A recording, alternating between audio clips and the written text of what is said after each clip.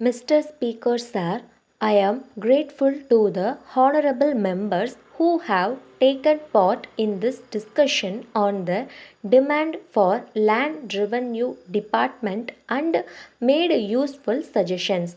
I think you will agree that many subjects have been covered in the course of the discussion.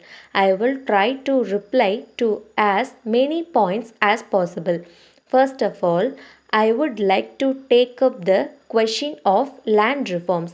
It has been said that the government are going on giving some reason or another for not tackling the problem.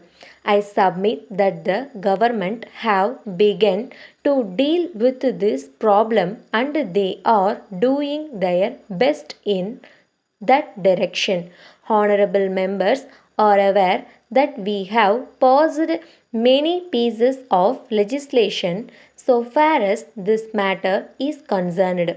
From this, it will be seen that the government are doing something to tackle the problem. At the same time, I admit that the problem has not yet been fully tackled. We are doing our best step by step. In this connection, I would like to point out that the object of land reforms is to get rid of the non cultivating tenants as far as possible, to give fixity of tenure to the cultivators and also to fix fair rent. I would like to make it clear that these are the main principles governing land reform. As regards the elimination of middleman, something has been done by the government already. So far as fixity of tenure is concerned, we are aware that there must be some fixity of tenure of the cultivating tenants so that they may take interest in the land and produce more. For this purpose, we may take for instance a tenant living in a house. We know that he will not take any interest in the proper care of the house. But on the other hand, if he has a house of his own, he will take care of the house. He will see that necessary repairs are carried out from time to time and he will see that the house is well maintained. He does so because he is interested in the house as its owner. In the same way, in the case of these lands also, if the tenant has some fixity of tenure, it is certain that he will take interest in the land because he will be sure that the increased produce will come to him and not go to the landlord. That is the reason why the government want to bring forward legislation so far as fixity of tenure is concerned. As regards fixation of fair rent, it may be made clear that the government also want that the riots should be able to get fair and reasonable rent. When fair rent is fixed, I am sure the standard of living of the people will also be raised.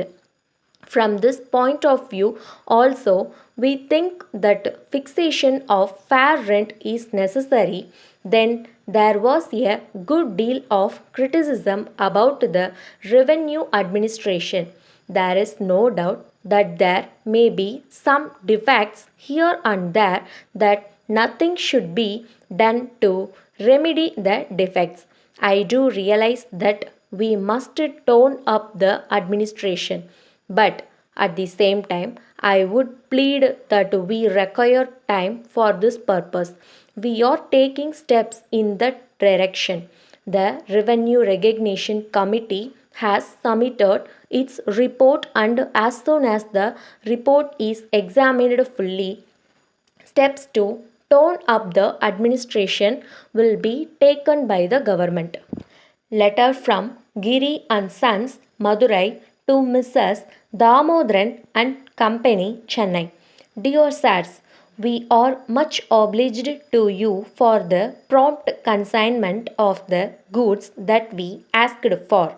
But on opening the consignment, we are surprised to find that there are also some vessels in it which we did not ask for.